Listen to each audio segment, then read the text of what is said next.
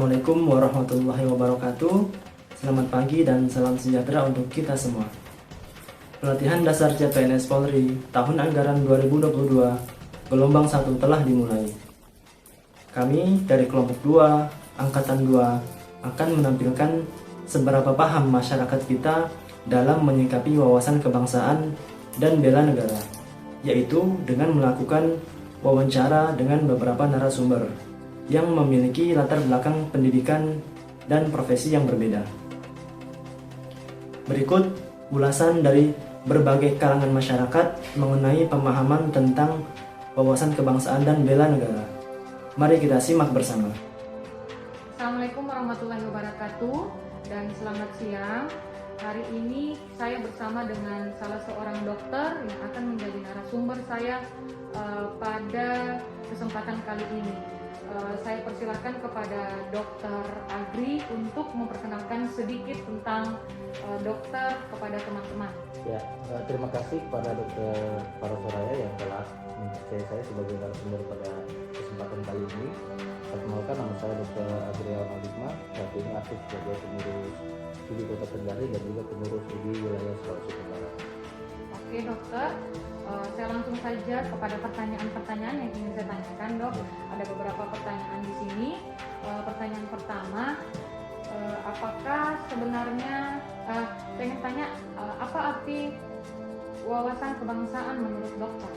Wawasan kebangsaan kalau menurut sudut pandang saya itu adalah konsep tentang bagaimana menjadi warga negara yang baik dan benar sesuai dengan ideologi negara kita, yaitu ideologi Pancasila.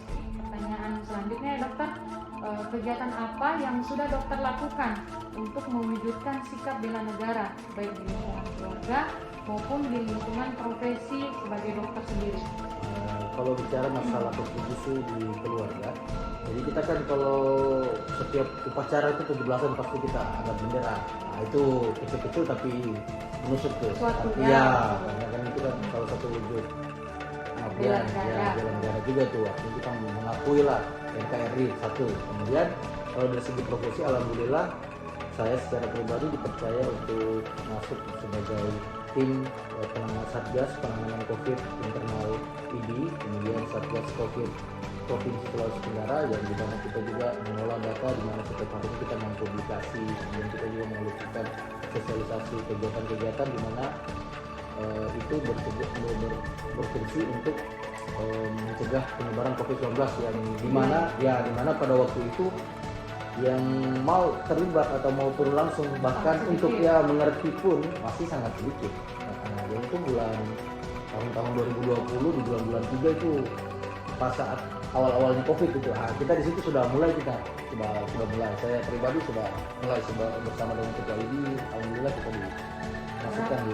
Boleh bertanya dokter, berapa tahun kira-kira menjabat sebagai anggota Satgas dari COVID? Selanjutnya dokter, apa langkah yang harus dilakukan agar generasi muda itu dapat memiliki wawasan kebangsaan dan bela negara?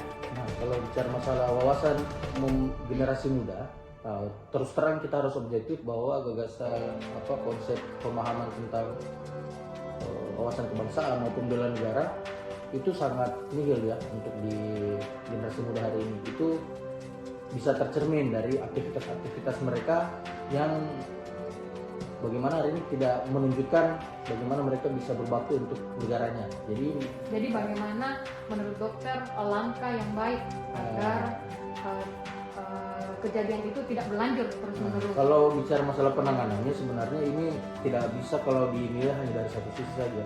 Jadi yang paling fundamental kalau menurut saya itu adalah aspek pendidikan dulu.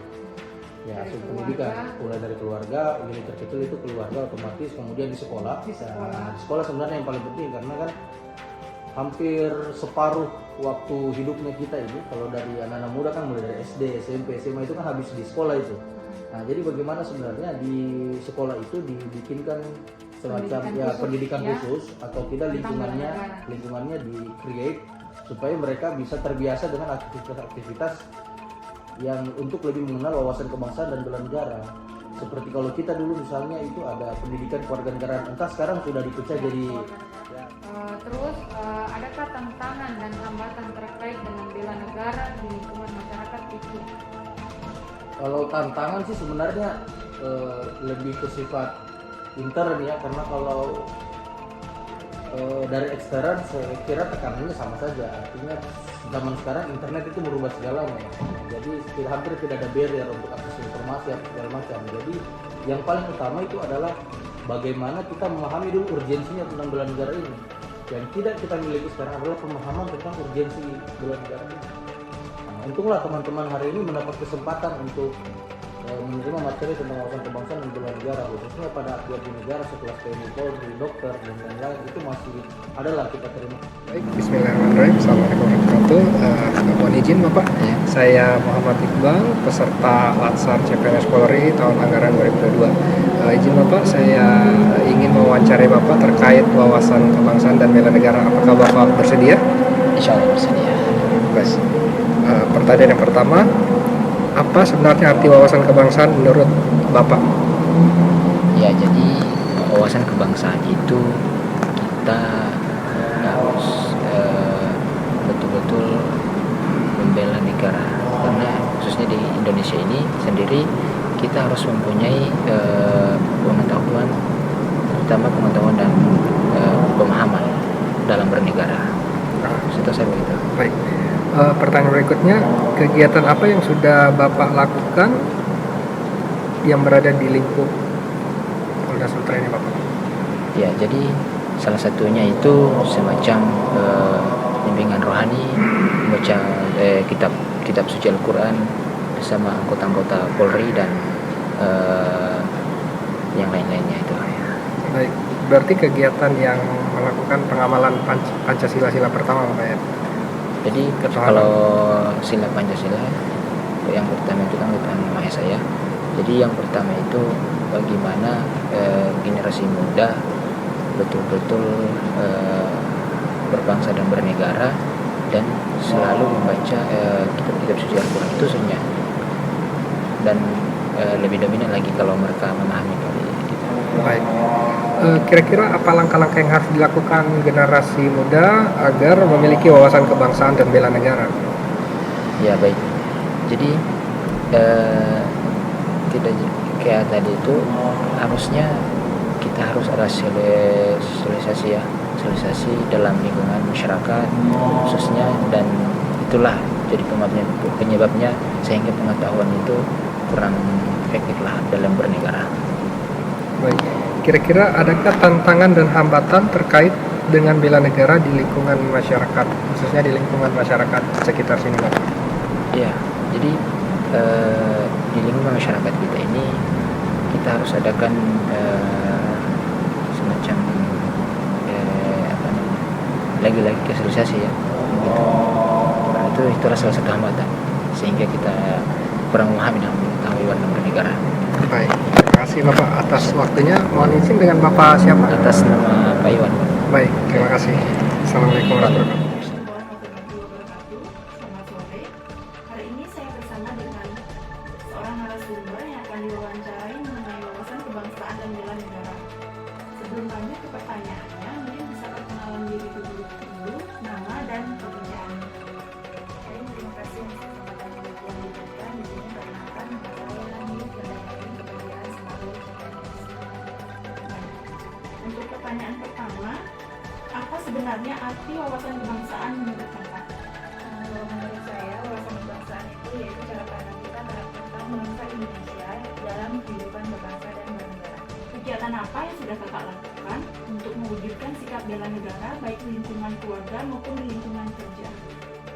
Sikap yang sudah saya lakukan di lingkungan keluarga yaitu menghormati kedua orang tua, saling membantu antar sesama anggota keluarga, dan menaati segala peraturan yang ada di keluarga. Kalau di lingkungan pekerjaan, hal yang saya lakukan yaitu bekerja secara profesional dan menaati segala tata tertib dan peraturan yang berlaku di kantor.